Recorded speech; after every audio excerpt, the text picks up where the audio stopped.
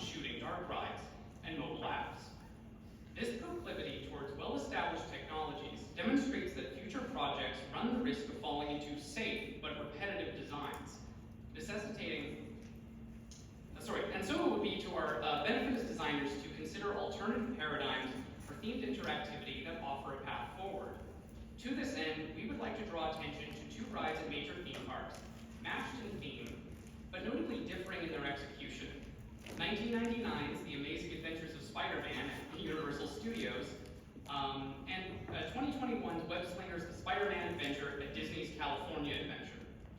Drawing upon literature from both theme park studies and video game research, we will demonstrate that theme park interactivity represents the convergence of both the embodied sensory experience of traditional amusement parks and the interactivity of video games at the intersection of iconically themed affordances, necessitating a design sensitivity to both valences in concert. Don't panic about all the text, I'll walk you through it. To begin by borrowing a quote from theme park industry veteran Eddie Soto in an interview with Nate Naverson from themedattraction.com, allowing people to do something aspirational is another great rule. People aspire to be a star. That is an aspiration, just like flying in the Peter Pan ride at Disneyland. Super Mario Kart allowed kids who aren't old enough to drive cars. It is the old Disneyland Utopia aspiration. Grand Theft Auto allows you to become a criminal without being caught. Getting girlfriends together and playing Rock Band is aspirational because it allows them to be the Bangles, the Pussycat Dolls, the Go-Go's, or the Supremes. There are all sorts of aspirations and secret desires that video games fulfill. This quote is illuminating for two very important reasons. First, it highlights the very clear parallel between theme parks and video games as media of aspiration. Both theme parks and video games are emphatically in the second person. You are the protagonist. However, this brings us to the second important point this quote underscores: a conflation of two distinct kinds of aspiration: aspirations of being and aspirations of doing. Becoming a criminal or a star are both aspirations of being. I can tell you that you've taken on one of these roles and place you in a high-speed police chase or a rock concert without you having to lift a finger. Indeed, this is the traditional theme park model.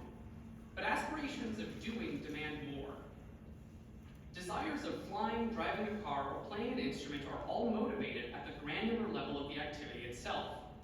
If you were to sit down on one of the cars at the Utopia ride, only to discover that the car was driven by two buttons for left and right steering, you might likely feel a bit cheated by the experience. That is to say, the immediate embodied experience of turning a wheel to direct a vehicle is an intrinsic and important element of the interaction.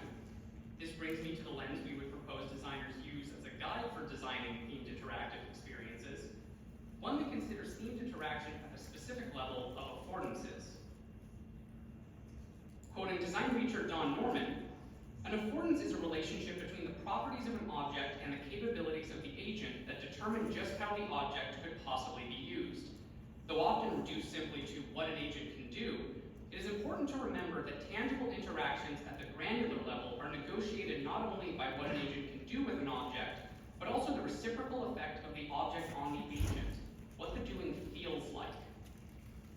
Traditionally, theme parks have served as a medium of complex multisensory experience. More specifically, a number of scholars have framed theme parks as inhabitable texts, where guests are able to immerse themselves and participate in these narratives. However, prior to the advent of lightweight computing, the ability of parks to present mutable experiences rather than static narratives was far more limited. Guests were simply visitors passing through a diegetic world rather than active agents within it.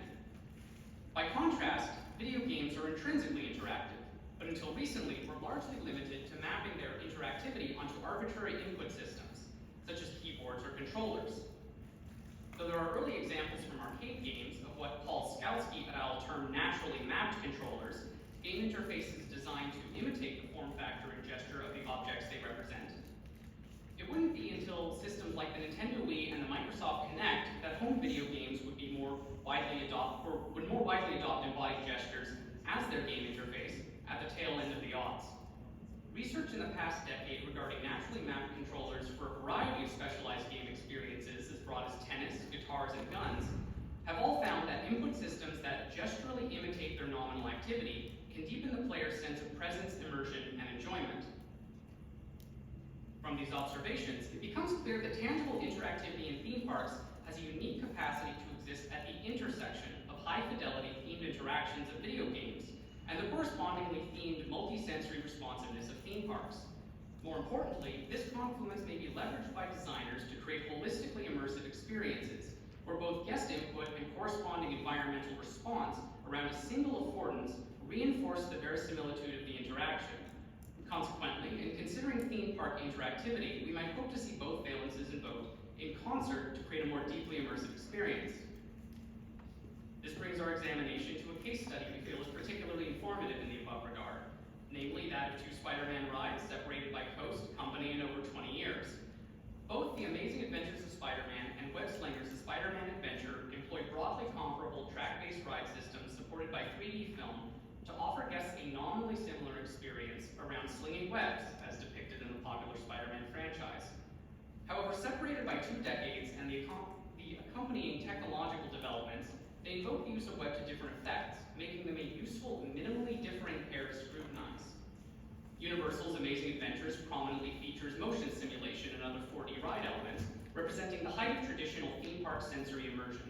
On the ride, guests take the role of investigative journalists tracking Spider-Man as he attempts to stop a rogues gallery of his usual foes from stealing the Statue of Liberty.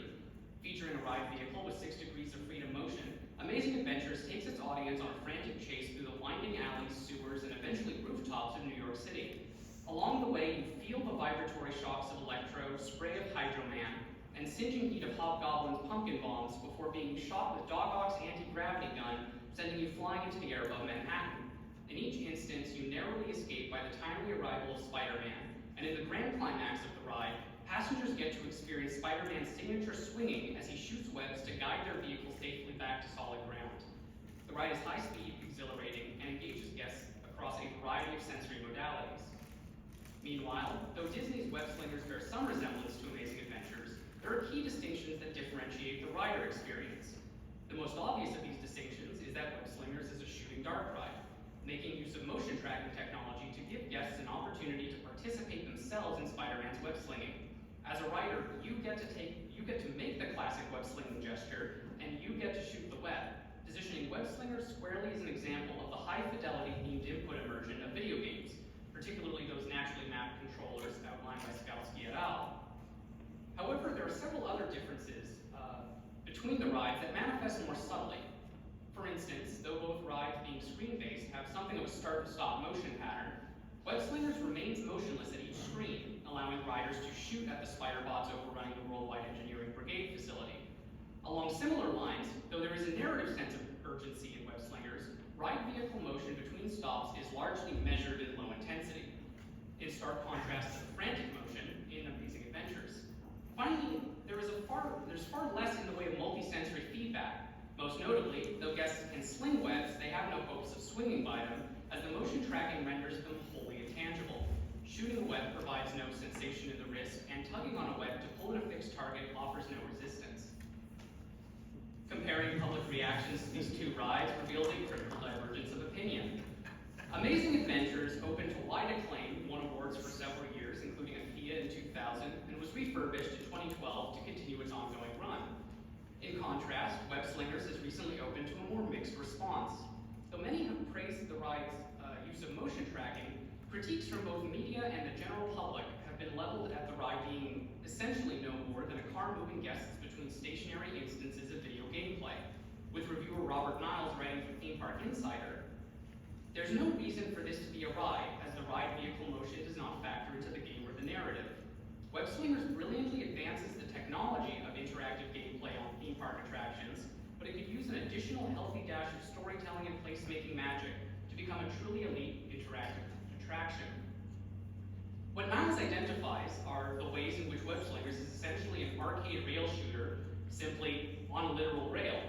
In pursuit of a more realistic interactive input, Web Slingers puts all its emphasis on the input portion of the affordance it simulates, the manual gesture of web slinging, and in doing so, omits all of the corresponding sensory feedback necessary to complete the interactive picture. This importance of not only what guests do, but how it feels, is further underscored by reviews, negative and positive, which comment on the exhaustion brought on by the rapid arm motion necessary to play Web Slingers. This is not to say that Web Slingers is a bad ride. Indeed, reviewers have also remarked that the lowered intensity level situates the experience well as a family ride. But the disparity in public reactions to both Amazing Adventures and Web Slingers demonstrates that theme parks are first and foremost sites where guests seek out specific forms of embodied sensory experience, and consequently Web Slingers fails to deliver in this regard. Returning to the notion of affordances introduced earlier, this concept provides a useful framework for refocusing designs on core guest aspirations. Guests don't just want to join Spider-Man broadly, they want to sling web in all the specifics that entails. This includes the hand gesture, which Web Slingers gets right. But if we focus on the iconic affordance of Spider-Man's web abilities as shown across media, though he does frequently use his webs as a form of shot, his web slinging is perhaps most associated with web swinging, an experience wholly absent from Web Slingers, and which we do find in Amazing Adventures. As designers, building up from the granular level of affordances can help us make sure we get the interactions, both input and feedback, right, by foregrounding the core salient experience guests aspire to. Whether slinging web, shooting lasers, or swishing and flicking to cast Wingardium Leviosa, we feel a focus on affordances not only refines the fashion in which video game interactivity and theme park sensation are integrated, but provides a useful tool for exploring and discovering new ways to translate themes and intellectual property to theme park experiences beyond the limited scope of pre-existing apps and ride systems. Thank you.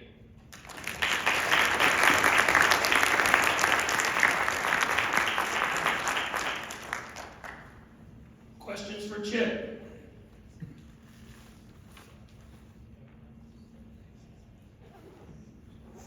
So is there any use case or examples where a shooting-based arcade game works well as able to tell a story, or do you think just the mechanics of a shooting game does not lend well to storytelling?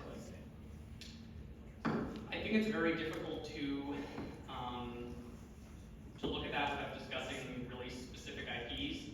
Really, this paper I'm presenting is part of a slightly larger project looking at what we call iconic affordances, and how there are certain gestures or certain objects people want to interact with that are just sort of cool. They appeal to everyone. This goes all the way back to every child who swings a stick like a sword, everyone who's ever done air guitar. There are certain gestures that are just cool.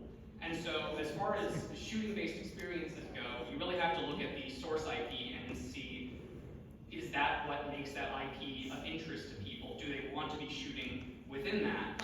I think Men in Black is a great example of where shooting is a very core part of that IP's appeal. Buzz Lightyear Space Ranger Spin, as far as someone's like, what are the things I want to do with regards to Buzz Lightyear? Shooting lasers is likely one of them. But you have to really look at the IP and be designing out of that affordance, ideally, so that you don't just say, here's a thing that happens to be in the intellectual properties universe, and then discover you've designed something no one's really interested in. Here's a question. Yeah.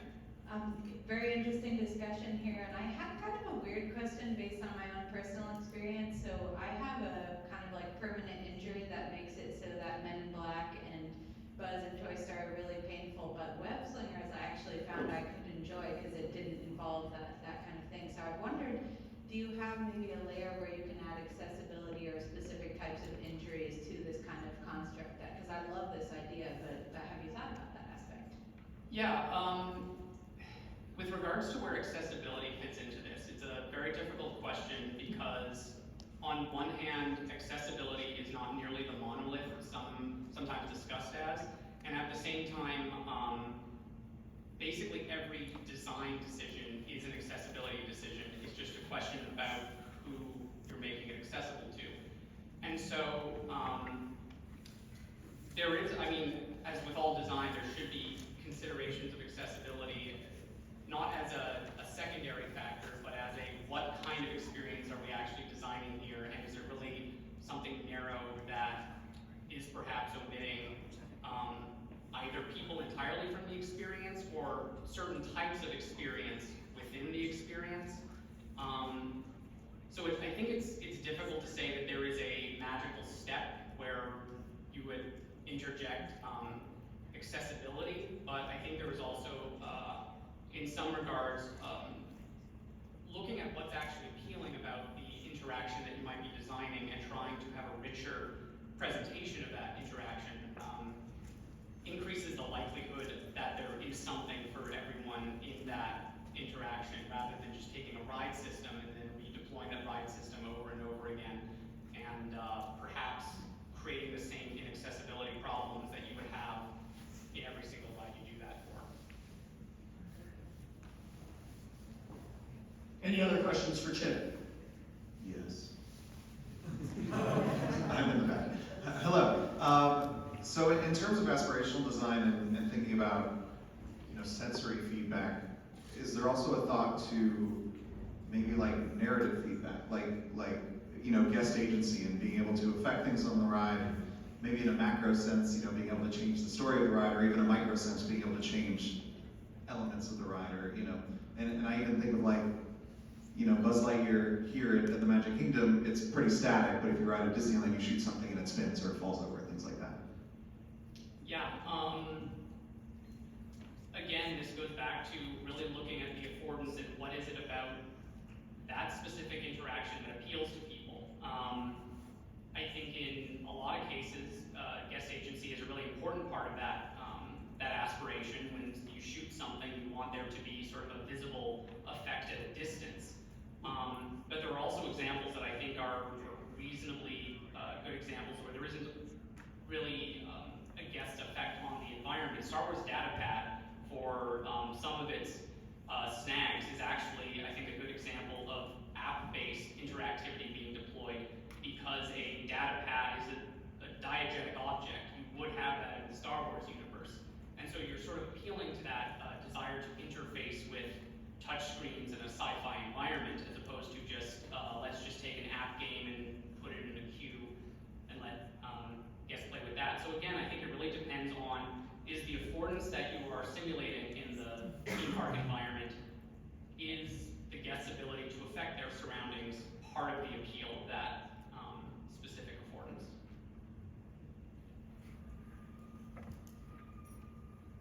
Thank you very much, Chip.